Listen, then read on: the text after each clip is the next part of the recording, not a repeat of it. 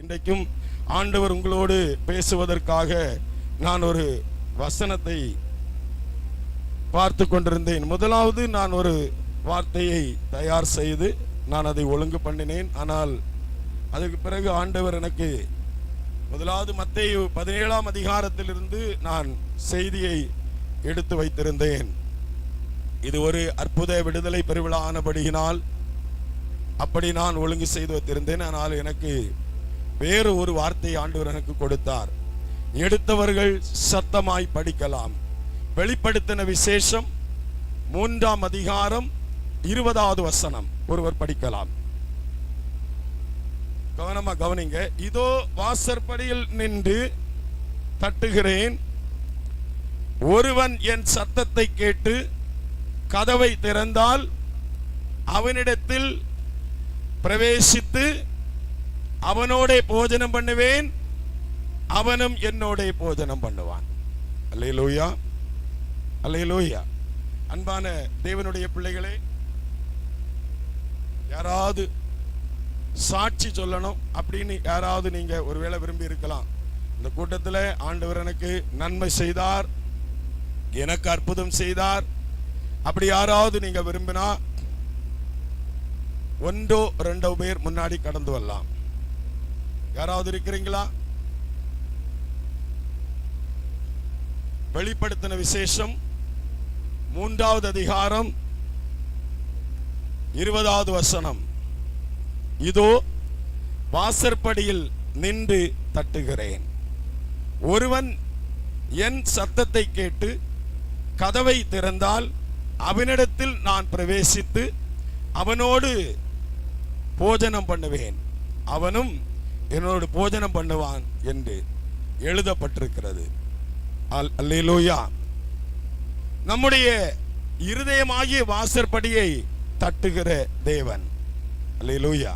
இந்த வார்த்தை உங்கள் மத்தியில் ஆசீர்வாதமாய் இருக்கும் என்பதிலே எந்த சந்தேகமும் இல்லை. முதலாவது நாம் இருக்கிற இடத்திலிருந்து சற்று நேரம் ஆண்டவர் உங்களோடு பேசும்படியாய் எல்லாரும் எழும்பி நிற்போம், கண்களை மூடுவோம்.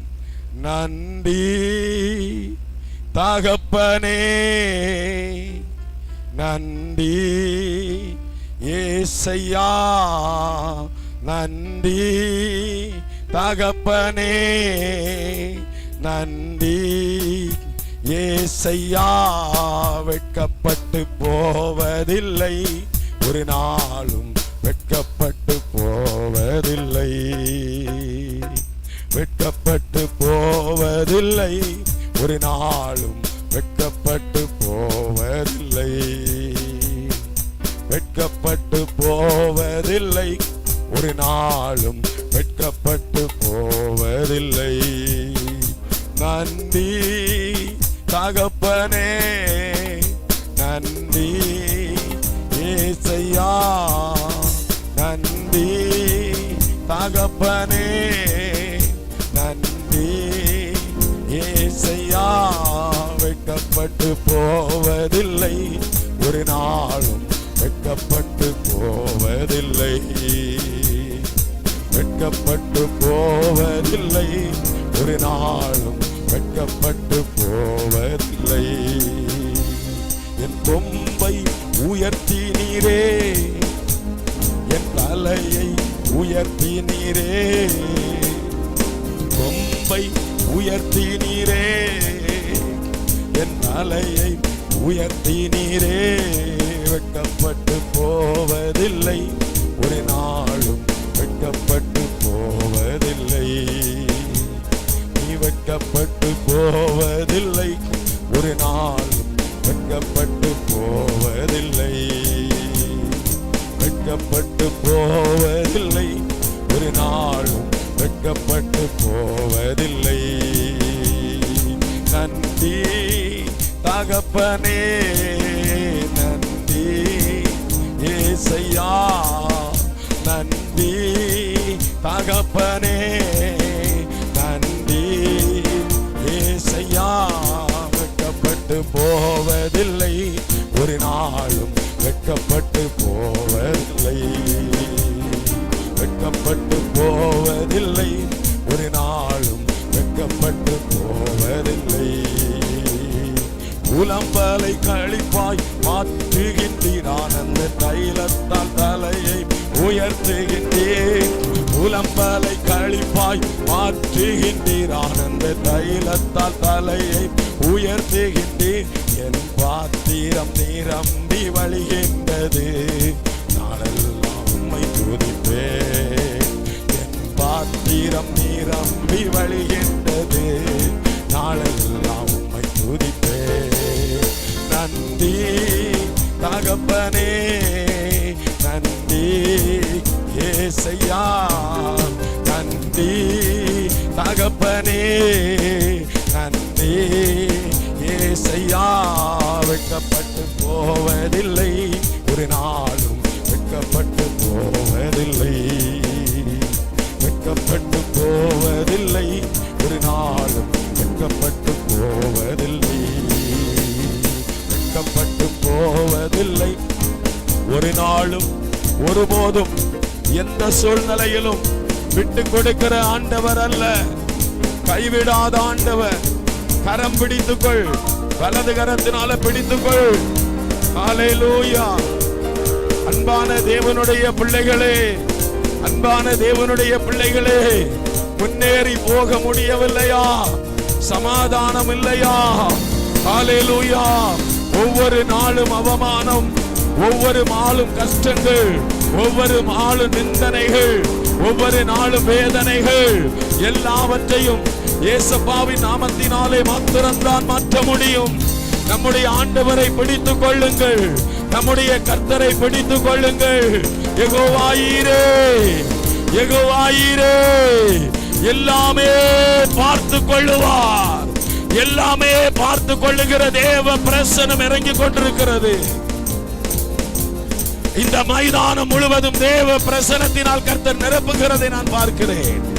எல்லாரும் ஆண்டவரை துதியுங்கள். கைகளை தட்டி அந்நிய பாஷை பேசி கைகளை தட்டி ஹல்லேலூயா அபிஷேகத்தில் நிரம்பி கர்த்தரை துதிங்க. வாயை திறந்து ஆண்டவரை கூப்பிடுங்க. ஆண்டவரை கூப்பிடுங்க. ஜெபிக்க தெரியாதவங்க நீங்க இயேசு இயேசு என்று சொல்லுங்க. ஹல்லேலூயா.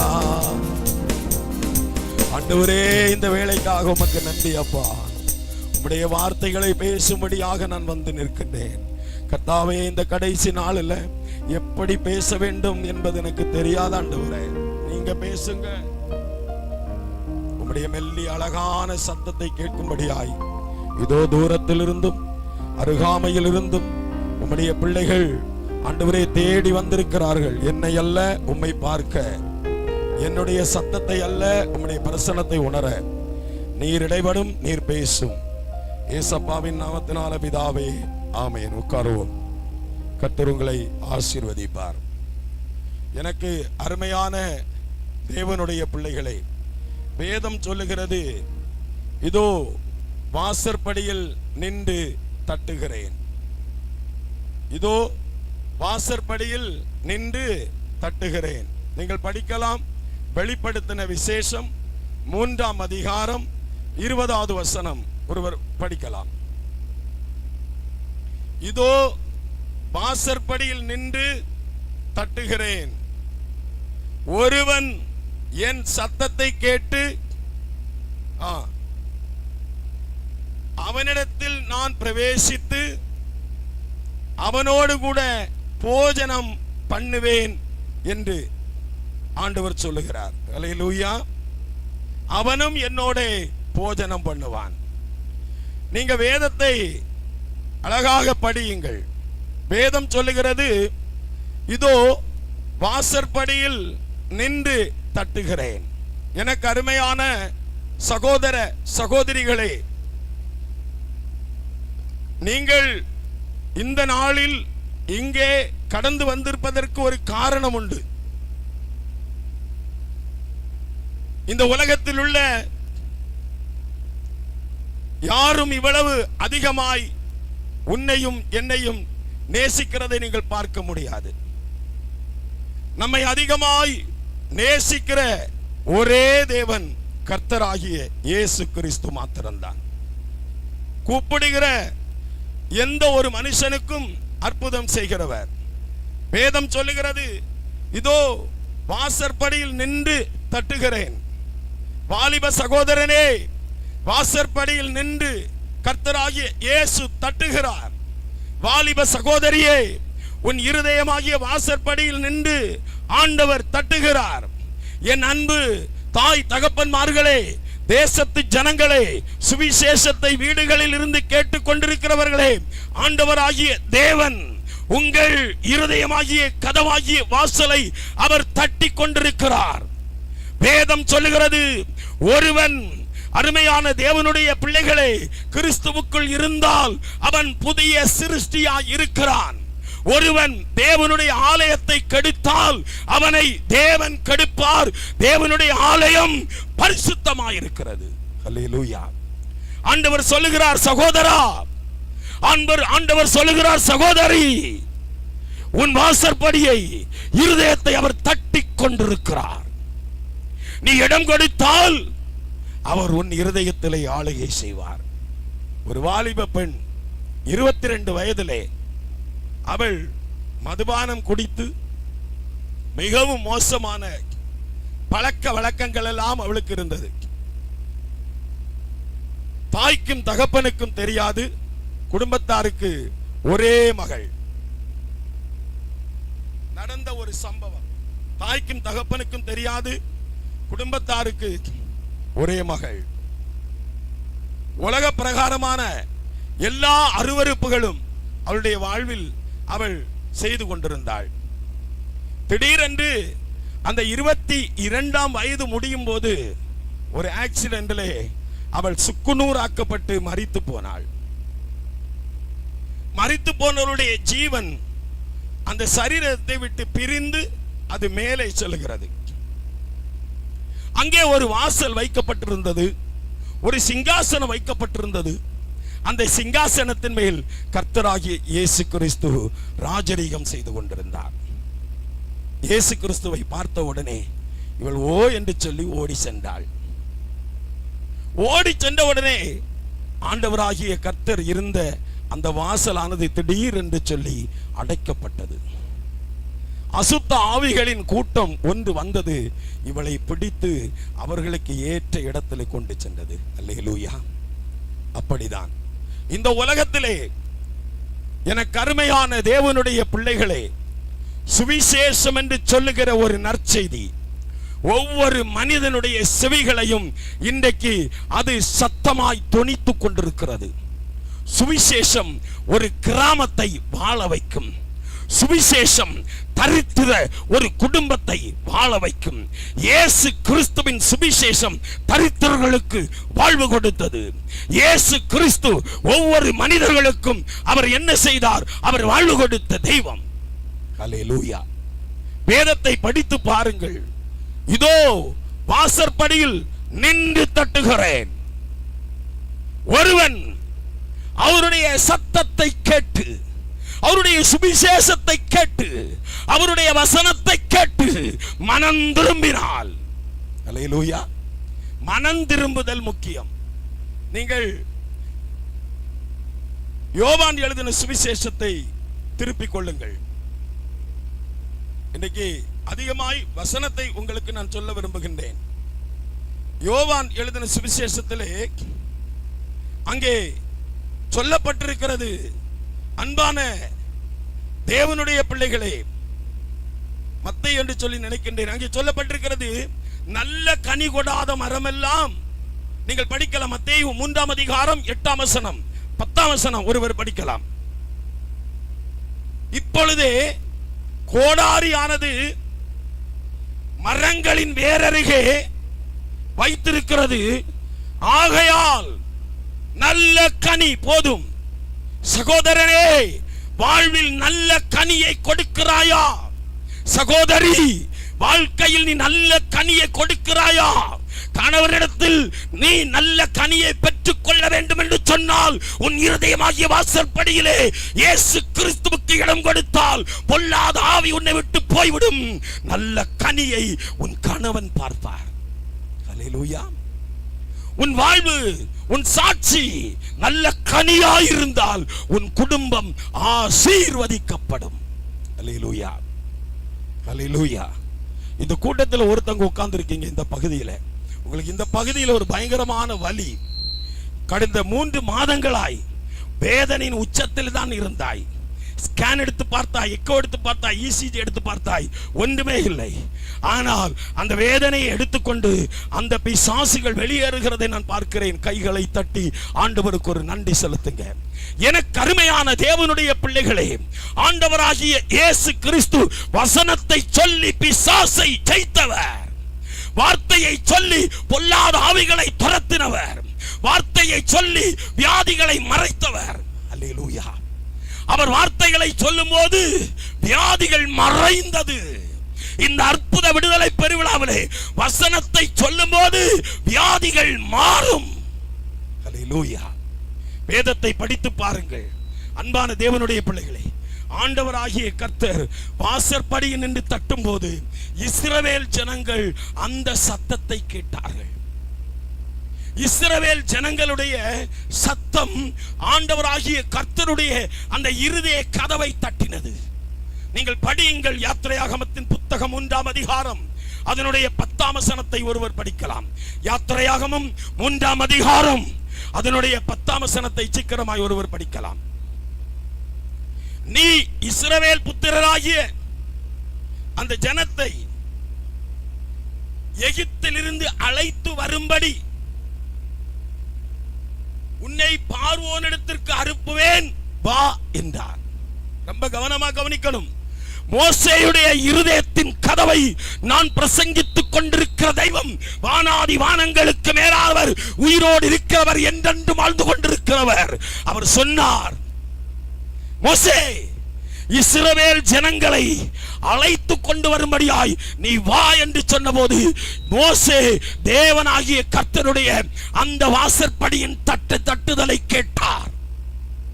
இந்த கூட்டத்தில் நிறைய பேர் கர்த்தருடைய சத்தத்தை கேட்டும் உலக பிரகாரமாய் வாழ்ந்து கொண்டிருக்கிற ஏ வாலிபனே, மனம் திரும்பு, இயேசு வருகிறார். அல்லேலூயா. அவர் வருவார். சாதாரணமாய் அவர் வரமாட்டார். நியாயாதிபதியாய் வருவார், ராஜாதி ராஜாவாய் வருவார். ஹல்லேலூயா.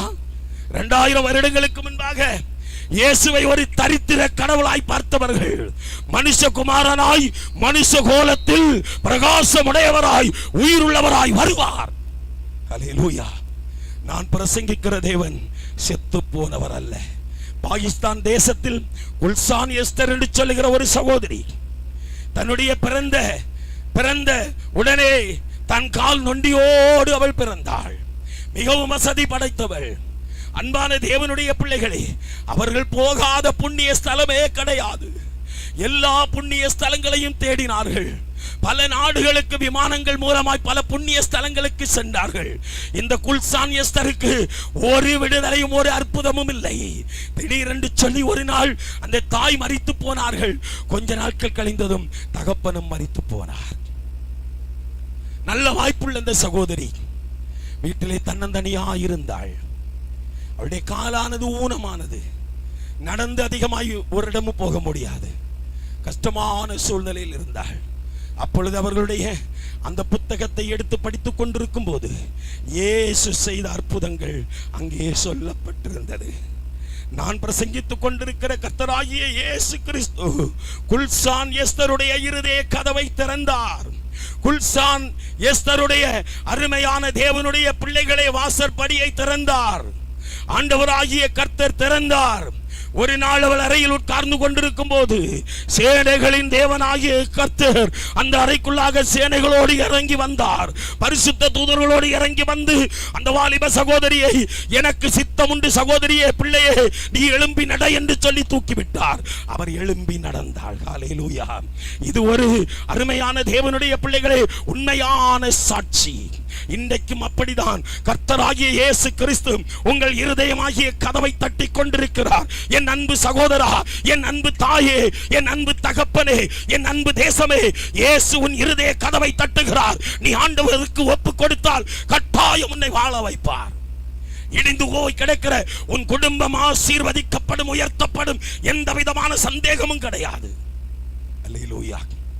அன்பில் என்னை பரிசுத்தனாக்க உம்மை கொண்டு சகலத்தையும், அன்பில் என்னை பரிசுத்தனாக்க உம்மை கொண்டு சகலத்தையும் உருவாக்கிய நீர் முதற் பேரானீரோ தந்தை நோக்கமனாதி என்றோ. உருவாக்கிய நீர் முதற் பேரானீரோ தந்தை நோக்கமனாதி என்றோ. என் இயேசுவை நேசித்தீரோ எம்மாத்திரம் மண்ணானனா இன்னும் நன்றியுடன் துதிப்பேன், இன்னும் நன்றியுடன் துதிப்பேன். கையை தட்டி எல்லாம் கையை தட்டுங்க, எல்லாரும் கைகளை தட்டுங்க ஒரே சத்தமாய், உரத்த சத்தமாய்.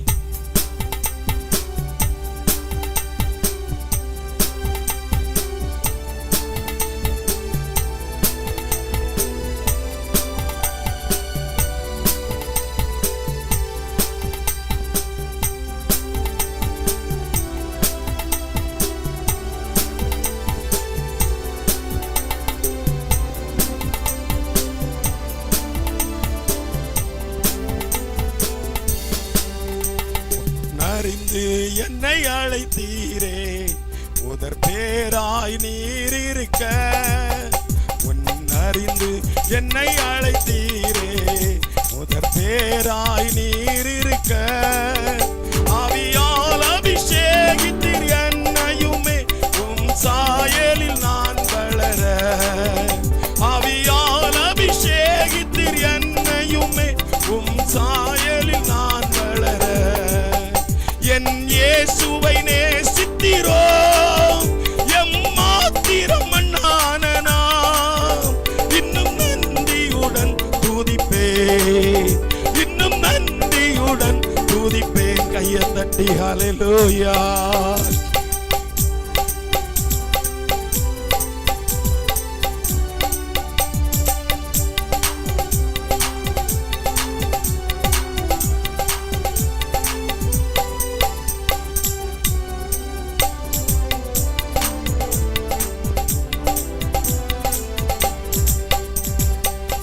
போரில் முதல் எழுந்ததினால் புது சிருஷ்டியின் தலையானீரே. மரித்தோரில் முதல் எழுந்ததினால் புது சிருஷ்டியின் தலையானீரே. சபையாவும் சரீரம் போரிந்திடவே இவாய் அளித்தீர் அப்போஸ்தலரை. சபையாவும் சரீரம் போரிந்திடவே இவாய் அளித்தீர் அப்போஸ்தலரை. என் இயேசுவை நேசித்தீரோ எம்மாத்திரம் மண்ணானனா இன்னும் நன்றியுடன் துதிப்பேன், இன்னும் நன்றியுடன் துதிப்பேன். அல்லேலூயா. அவர் மரித்தவர்களில் முதல் எழுப்பினவர், முன்னமே குறிக்கப்பட்டவர். அந்த ஆண்டவர் சொல்லுகிறார், இதோ வாசற்படியில் நின்று தட்டுகிறேன். ஒருவன் என் சத்தத்தை கேட்டு கதவை திறந்தால், கதவு திறந்தால் இயேசு வருவார். எத்தனை பேர் இயேசப்பா என் இருதயத்திலே வாரும், என் கதவு திறந்திருக்கிறது என்று சொல்லுகிறவர்கள் அல்லேலூயா சொல்லுங்க பாப்பா. அல்லேலூயா. இயேசு வந்தால் போதும், எல்லாம் மாறும். இயேசு வந்தால் உங்கள் வீட்டில் சமாதானம் உண்டாகும். யாத்திரையாகமத்தின் புஸ்தகத்தில் 3ஆம் அதிகாரத்தில் மோசே ஆண்டவருடைய சத்தத்திற்கு செவி கொடுத்தார். மோசே ஆண்டவருடைய சத்தத்திற்கு கீழ்ப்படிந்தார். கீழ்ப்படிகிறவருடைய வாழ்விலே செங்கடல் இரண்டாக பிளக்கும். அல்லேலூயா. மோசேயின் கீழ்ப்படிதல் கடலை இரண்டாக பிளந்தது. மோசே ஆண்டவருடைய சத்தத்துக்கு செவி கொடுத்தபடியினால் இஸ்ராயேல் ஜனங்களை அழகாய் வழி நடத்தினார். அல்லேலூயா. நீங்கள் இன்று இரவு ஆண்டவருடைய சத்தத்துக்கு செவி கொடுத்து பாருங்கள். ஆண்டவருடைய சத்தத்துக்கு நீங்கள் செவி கொடுத்து பாருங்கள், உங்கள் வாழ்க்கை செழிக்கும். யோசுவாவின் புத்தகம் 3ஆம் அதிகாரம் 7ஆம் வசனத்தை ஒருவர் படிக்கலாம். யோசுவா 3ஆம் அதிகாரம் 7ஆம் வசனம் யாராவது ஒருவர் படிக்கலாம். படியுங்கள். கர்த்தர் யோசுவாவை நோக்கி, நான் மோசேயோடு இருந்தது போல. ரொம்ப கவனமா கவனிக்கணும். மோசேயோடு ஆண்டவர் எப்படி இருந்தார்? இப்ப கவனிங்க, இந்த வசனத்தை ரொம்ப கவனமா கவனிக்கணும். ஆண்டவர் மோசேயோடு எப்படி இருந்தார்? 40 நாள் சீனாய் வனாந்தரத்தில் உபவாசம் இருக்கும் போது கர்த்தர் மோசேயோடு இருந்தார். கையை தட்டி கர்த்தருக்கு நன்றி செலுத்துங்க. கடலிலே பாதையை அழகாய் போட்டு கொடுக்கும் போது மோசேயோடு கர்த்தர் இருந்தார். கையை தட்டி கர்த்தருக்கு ஒரு நன்றி செலுத்துங்க. அன்பான தேவனுடைய பிள்ளைகளே, எல்லா சூழ்நிலையிலும் மோசேயோடு கூட கர்த்தர் இருந்தார். காரணம், மோசே தேவனுடைய சத்தத்திற்கு செவி கொடுத்தார். மோசே தேவனுடைய வார்த்தைக்கு கீழ்ப்படிந்தார். இன்றைக்கு நிறைய பேர் தேவனுடைய வார்த்தைக்கு கீழ்ப்படியாமல் இருக்கிறதை பார்க்க முடியும். எத்தனையோ முறை செய்திகள் மூலமாய் கர்த்தர் எச்சரிப்பார். எத்தனையோ முறை ஆண்டவர் சொப்பனத்தின் மூலமாய் எச்சரிப்பார். எத்தனையோ முறை தேவனுடைய தீர்க்கதரிசிகளின் மூலமாய் எச்சரிப்பார்.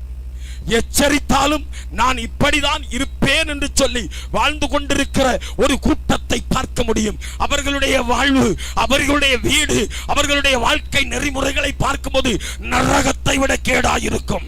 பார்த்தால் பார்வைக்கு கிறிஸ்தவர்களாய் இருப்பார்கள். அவர்களுடைய வாழ்விலே எந்த ஒழுக்கமும் எதுவுமே இருக்காது. ஹல்லேலூயா. அவர்கள் வீட்டை போய் பாருங்கள், பேயின் கூடாரமாய் இருக்கும். நிறைய பேருடைய வாழ்வில் அப்படிதான். அந்த ஆண்டவர் சொல்லுகிறார், இதோ வாசற்படியில் நின்று தட்டுகிறேன். அவர் தட்டும் போது நீ கதவை திறந்தால் நிச்சயமாய் ஆண்டவர் உங்களுக்கு வாழ்வு கொடுப்பார்.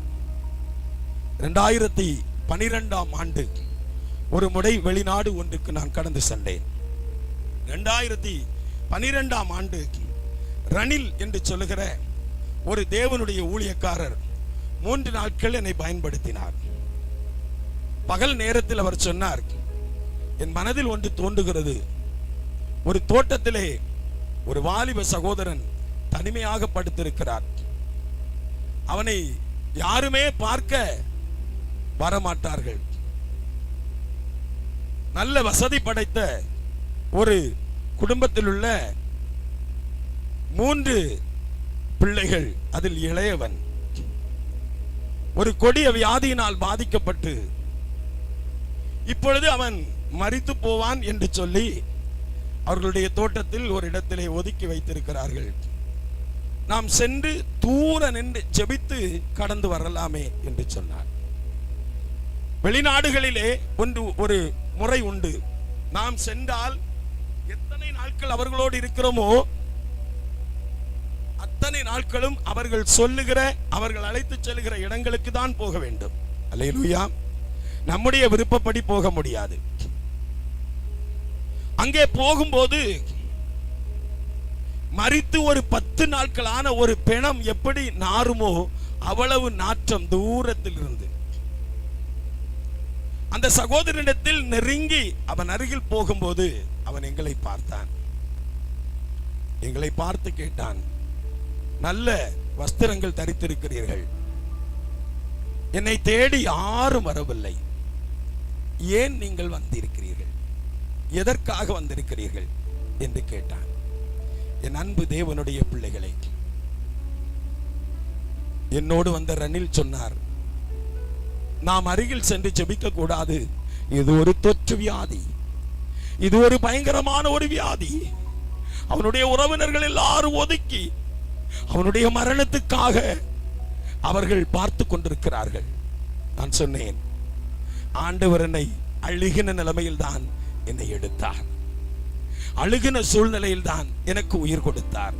ஆதலால் இவனுக்காக நான் ஜெபிப்பேன் என்று சொல்லி அவன் தலையில் கரத்தை வைத்து அவனுக்காக ஜெபித்தேன்.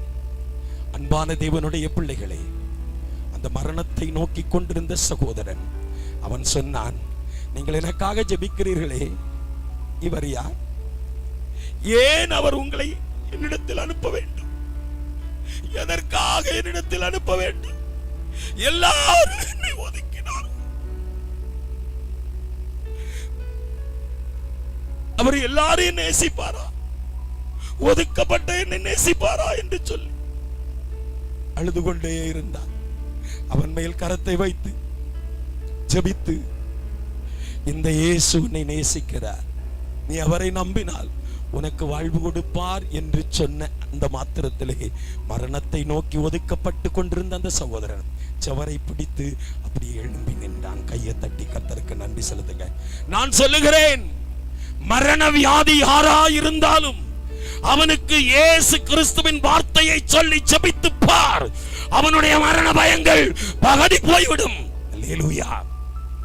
மருத்துவர்கள் சொல்லுவார்கள், இவன் பிழைக்க மாட்டான், உங்கள் கடவுளத்தில் கேளுங்கள் என்று சொல்லி. ஐயா, அன்பான தேவனுடைய பிள்ளைகளே, அம்மா அன்பான தேவனுடைய பிள்ளைகளே, அப்பொழுது எதற்கு நீ மருத்துவமனைக்கு போக வேண்டும்? மருத்துவர்களே உங்கள் கடவுளத்தில் கேள் என்று சொல்லுகிறார்கள். அந்த மருத்துவனை விட பெரிய ஒரு மருத்துவர் இந்த மைதானத்தில் வந்திருக்கிறார், உன்னை தேடி வந்திருக்கிறார். இன்னும் கொஞ்ச நேரத்தில் நீங்க அதை பார்ப்பீங்க. ஹல்லேலூயா. நான் இங்கே சொல்லிக் கொண்டிருக்கிற ஆண்டவர் யாரையும் கைவிட மாட்டார், ஒருவரையும் விட மாட்டார். எல்லாரையும் ஆசீர்வதிக்கிற ஆண்டவர், எல்லாரையும் உயர்த்துகிற ஆண்டவர், எல்லாரையும் மேன்மைப்படுத்துகிற ஆண்டவர். அவர் இன்றைக்கும் நம்மை அழகாய் நடத்துகிற ஆண்டவர். யோசுவாவின் புஸ்தகம் 3ஆம் அதிகாரம் 7ஆம் வசனத்திலே யோசுவாவை பார்த்து ஆண்டவர் சொன்னார், நான் மோசேயோடு இருந்தது போல உன்னோடு இருப்பேன் என்று சொன்ன அந்த சத்தத்தை கேட்டு யோசுவா கர்த்தருக்காய் ஓடினார். ஹல்லேலூயா.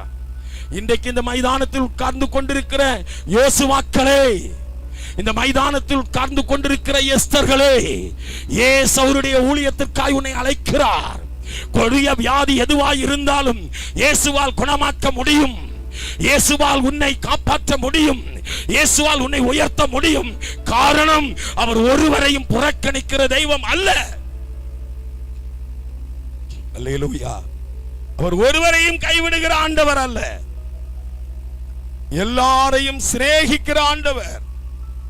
அடுத்து நீங்கள் பாருங்கள், 1 சாமுவேலின் புஸ்தகம் 3ஆம் அதிகாரம் 10ஆம் வசனம் ஒருவர் படிக்கலாம்.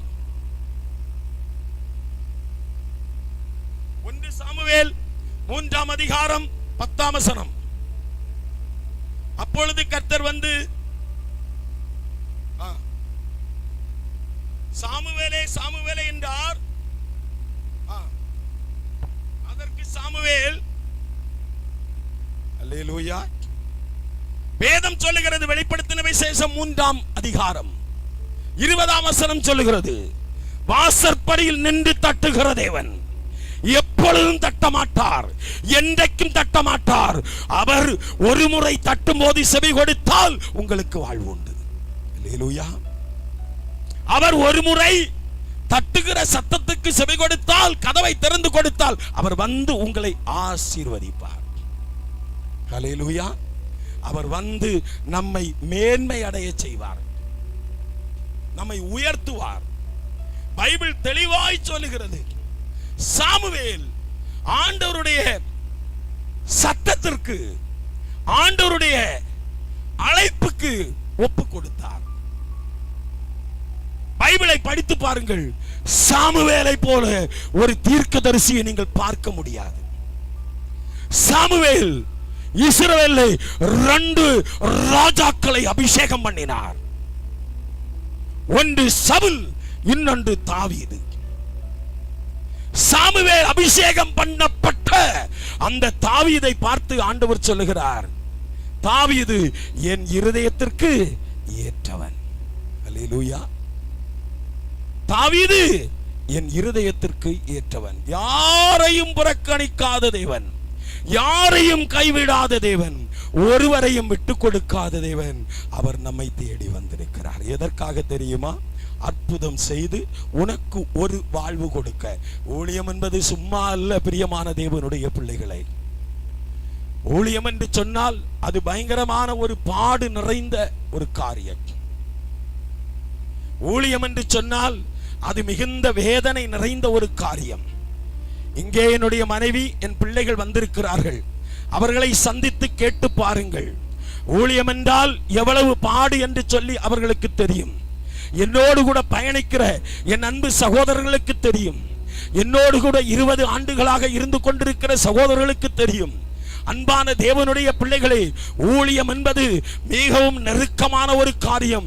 ஆனால் அந்த நெருக்கத்தையும் சமாளித்து தேவனுடைய ராஜ்யத்திற்கென்று சொல்லி நீங்கள் ஓடிக்கொண்டிருக்கும் போது அநேகரை ஆண்டவர் உனக்காக கொடுப்பார். அல்லேலூயா. அநேகரை ஆண்டவர் கொடுப்பார். அநேகரை ஆண்டவர் ஆசீர்வதிப்பார். அநேகரை உன்னை கொண்டு ஆண்டவர் மேன்மைப்படுத்துவார். அல்லேலூயா. ஒரு முறை திருச்சி பகுதியிலே சுகஜீவித தேவ சபைக்கு நான் சென்றிருந்தேன். நம்முடைய மாவட்டத்திலிருந்து 5 கேமரா, 7 ஆபரேட்டர்ஸ் எல்லாரையும் சேர்த்து நாங்க 16 பேராய் சென்றிருந்தோம்.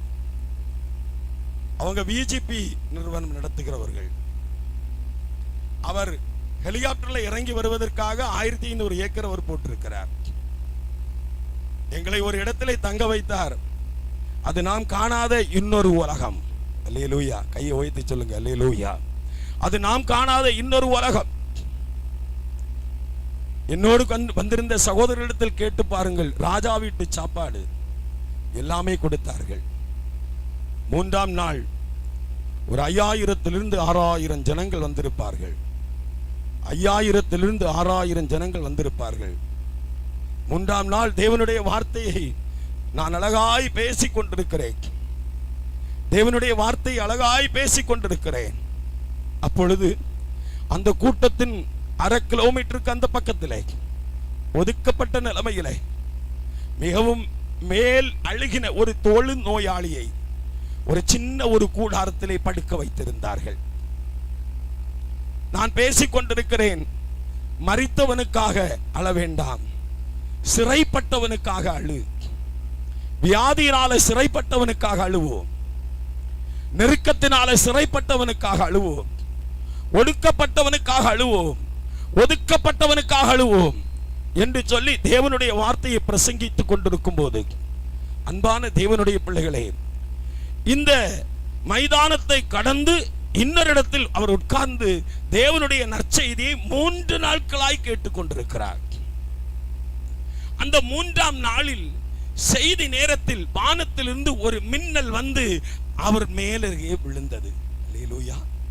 அவருடைய சரீரத்தின் மேல் விழுந்தது. திடீரென்று சொல்லி அவனுடைய அழுகின சரீரம் அப்படியே சரியாகிவிட்டது. ஒரு நொடி பொழுதிலே சரியானது. ஓடி வந்தார்.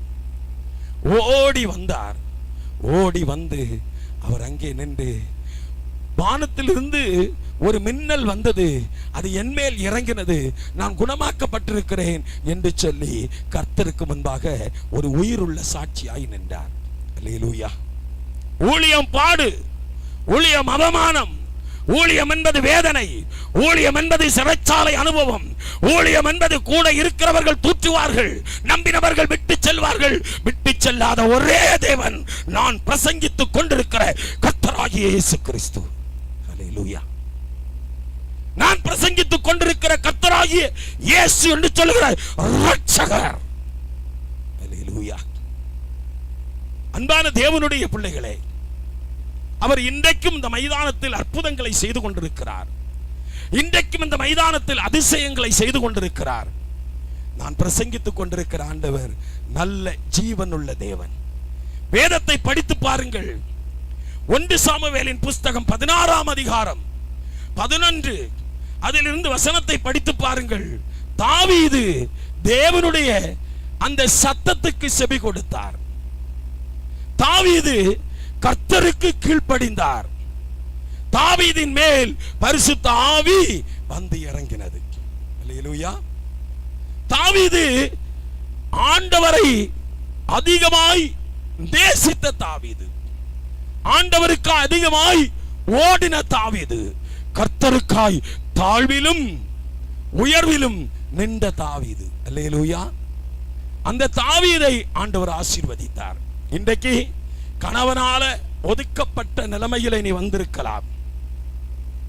பயங்கரமான வியாதி, என்றைக்குமே மருத்துவமனை தான். என்றைக்குமே உங்களுக்கு தெரியும், ஒரு பெரும்பாடுள்ள ஒரு ஸ்திரீ எல்லாவற்றையும் விற்று வைத்தியர்களுக்கு கொடுத்து அடுத்து கொடுப்பதற்கு ஒண்ணுமே இல்லை. அவர்கள் வந்து இயேசுவை தொட்டார்கள். தொட்ட உடனே விடுதலை. அல்லேலூயா. தொட்ட உடனே அற்புதம். வேதத்திலே நாம் பார்க்கிறோம், அன்பான தேவனுடைய பிள்ளைகளை, சமாரியா ஸ்திரீ இயேசு போய் தண்ணீர் கேட்கிறார். நான் பிரசங்கித்துக் கொண்டிருக்கிற ஆண்டவருக்கு தாகம் உண்டாயிற்று. ஆண்டவர் அவளை பார்த்து ஒரு தீர்க்க தரிசனத்தை வெளிப்படுத்துகிறார். உன்னுடைய வாழ்வில் சமாதானம் இல்லை. 5 புருஷர்கள் உன்னை கடந்து சென்றார்கள். இப்பொழுது இருக்கிறவனும் உனக்கு புருஷன் அல்ல என்று சொன்ன உடனே அவள் மனங்கசந்து தேவனிடத்தில் வந்து அவள் ஊருக்குள் சென்று சொன்னாள், ஒருவர் என்னை குறித்து சொன்னார், அவர் மேசியா தானோ, வந்து பாருங்கள். அல்லேலூயா. ரொம்ப கவனமா கவனிக்கணும். சுவிசேஷம் வந்து கொண்டிருக்கிறது. நிறைய இடங்கள்ல நிறைய பேருடைய இருதயத்தில் பதிந்து கொண்டிருக்கிறது. நிறைய பேர் ஆண்டவர் விடுதலை ஆக்குகிற நேரம் நெருங்கி கொண்டிருக்கிறது. பேய் பிசாசுகள் ஓட வேண்டிய நேரம் அதிகமாய் நெருங்கி கொண்டிருக்கிறது. அவர் சொன்னார், அவள் சொன்னாள், அவள் மேசியாதானோ. ஒரு வார்த்தை அநேகரை ரட்சித்தது. எனக்கு அருமையான தேவனுடைய பிள்ளைகளே, ஆண்டவர் உங்களுக்கு எத்தனை தவணை அற்புதம் செய்தார் தெரியுமா? எவ்வளவு அதிசயம் செய்தார் தெரியுமா? ஆண்டவரை நீங்க மேன்மைப்படுத்திருக்கிறீங்களா? சாட்சி சொல்லி இருக்கிறாயா? தேவனுடைய நாமத்தை நீ மகிமைப்படுத்திருக்கிறாயா? எத்தனை முறை, எவ்வளவு அதிசயம் சாட்சி சொல்லி இருக்கிறாயா? புருசல்சோன் என்று சொல்லுகிற தேவ மனுஷன் காட்டு பகுதியில் சென்று ஆதிவாசிகள் மத்தியிலே தேவனுடைய ஊழியத்தை செய்தார். காட்டுவாசிகள் அவரை பிடித்து அடித்து நொறுக்கி ஒரு பாறையின் மேல் போட்டு விட்டார்கள். ரத்தம் சிந்தி பாறையிலே அப்படியே வெயில்ல படுத்திருந்தார். விமானம் சென்று கொண்டிருக்கும் போது நம்முடைய நாட்டவரலா என்று சொல்லி பாரசூட்டில் இறங்கி அவரை கொண்டு மருத்துவமனையிலே சேர்த்தார்கள். புருசல்சோன் மருத்துவமனையிலே அனுமதிக்கப்பட்டுக் கொண்டிருக்கும் போது இந்த ஜனங்களுடைய அவலட்சணமான வாழ்க்கை, இந்த ஜனங்களுடைய நிர்வாணமான வாழ்க்கை அவரை மிகவும் காயப்படுத்தினது. வியாதி குணமாவதற்கு முன்பாக புருசல்சோன் மறுபடியும் அந்த காட்டு பகுதிக்கு சென்றார். 2ஆம் முறையும் அந்த ஜனங்கள் பிடித்து அடித்து அவரை துன்புறுத்தி குற்றுயிராக்கி செத்து போனார் என்று சொல்லி ஒரு பள்ளத்தாக்கிலே போட்டு விட்டு சென்றார்கள். எனக்கு அருமையான தேவனுடைய பிள்ளைகளை, அவர் அந்த பகுதியில் இருந்து மறுபடியும் எப்படி எல்லாமோ தப்பி தன்னுடைய தேசத்திற்கு சென்றார். 3ஆம் முறையும் அவரை அடித்து மிகவும் நொறுக்கும் போது ஒருவனை அவர் தந்திரமாய் அழைத்து தன் தேசத்திற்கு கொண்டு சென்று அந்த பாஷைகளை எல்லாம் படித்தார். 3ஆம் முறை அவரோடு கூட வந்தார். இயேசு கிறிஸ்துவின் நற்செய்தியை சொன்னார். அநேக ஜனங்கள் கர்த்தரை ஏற்றுக்கொண்டார்கள். அந்த பகுதி கொஞ்சம் கொஞ்சமாய் பட்டணமாய் மாறினது. நான் இவர்களிடத்தில் சொல்லுவேன், நாம் வந்து ஸ்காட் கிறிஸ்தவ கல்லூரியில் வைத்து நடத்தக்கூடாது. நான் இவர்களிடத்தில் சொல்லி இருக்கிறேன், நாம் பட்டணத்தை தேடி போகக்கூடாது. இந்த தேசத்தை பட்டணமாய் மாற்ற வேண்டும். அல்லேலூயா. இந்த தேசத்தில் இயேசு வருவார். அல்லேலூயா. இயேசு வந்தால் வெளிச்சம் உண்டு. இயேசு வந்தால் வாழ்வு உண்டு. இயேசு வந்தால் தரித்திரம் மாறும். இயேசு வந்தால் செழிப்பு உண்டு. அல்லேலூயா. மிஷனரிகள் எத்தனை பேர் கர்த்தருக்காய் ரத்தம் சிந்தி ரத்தம் சிந்தி ரத்தம் சிந்தி கண்ணீர் வடித்து தேவனுடைய சுவிசேஷத்தை விதைத்துக் கொண்டிருக்கிறார்கள். நாங்கள் இதெல்லாம் செய்து அலங்காரம் பண்ணி எதற்காக செய்து கொண்டிருக்கிறோம் தெரியுமா? உன்னை குறித்து என் நேசருக்கு ஒரு நோக்கம் உண்டு. உன் ஆத்துமாவை குறித்து என் நேசருக்கு ஒரு நோக்கம் உண்டு. அந்த நோக்கத்தை நிறைவேற்றும்படியாய் கர்த்தர் இன்றைக்கு விரும்புகிறார். அல்லேலூயா. அன்பான தேவனுடைய பிள்ளைகளை, அடுத்து 1 ராஜாக்களின் புத்தகம் 18ஆம் அதிகாரத்தை படித்து பாருங்கள். அங்கே எலியா என்று சொல்லுகிற தீர்க்கதரிசி தேவனுடைய வார்த்தைக்கு அந்த இருதயமாகிய கதவை திறந்து கொடுத்தபடியினால் எலியாவின் சொல்லை கேட்டு வானம் திறந்து பட்சிக்கிற அக்கினியாய் அவர் இறங்கி வந்தார். இந்த ராத்திரி வேளையில பட்சிக்கிற அக்கினியாய் நான் பிரசங்கித்துக் கொண்டிருக்கிற இயேசு வருவார். அல்லேலூயா. கட்டிகளை கரைத்து உனக்கு ஒரு வாழ்வு கொடுப்பார். கொடிய வியாதிகளை நீக்கி உனக்கு ஒரு வாழ்வு கொடுப்பார். இயேசு வருவார்.